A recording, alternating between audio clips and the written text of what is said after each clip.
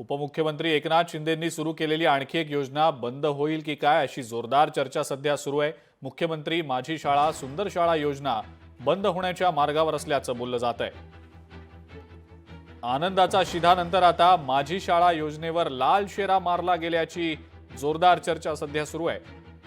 याआधी शिक्षण विभागातील स्वच्छता मॉनिटर, एक राज्य एक गणवेश, पुस्तकाला वह्यांची पानं हे निर्णय सुद्धा मागे घेण्यात आले। एकाच शैक्षणिक वर्षात राबवण्यात आलेली ही योजना नोव्हेंबर उजाडला तरी अद्याप राबवण्यात आलेली नाही आणि त्यामुळे एकनाथ शिंदे मुख्यमंत्री असताना सुरू करण्यात आलेल्या आनंदाच्या शिधा या योजनेनंतर शिक्षण विभागातली माझी शाळा सुंदर शाळा ही योजना सध्या बंद करण्यात आल्याची माहिती सूत्रांकडून मिळते।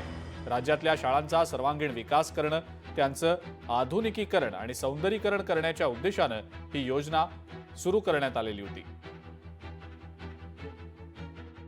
आपण घर चालवत असताना उपलब्ध पैशामध्ये नियोजन करत असतो, काटकसर करत असतो, पुन्हा त्या ठिकाणी आणखी नियोजन करत असतो। शेवटी सरकार चालवत असताना प्राधान्याचे विषय कुठले, परत पहिला आत्ता प्रायोरिटी काय आहे याचा विचार करून सरकार नियोजन करत असतं। आज शेतकरी आज त्या ठिकाणी अडचणीत आहे, मग त्यापेक्षा मोठी प्रायोरिटी आहे का?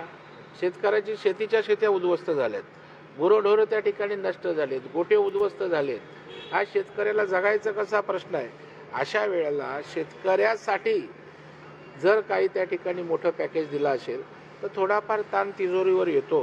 मला वाटतं पुन्हा सगळ्या गोष्टी सुरळीतपणे हे सरकार निश्चित सुरू करेल।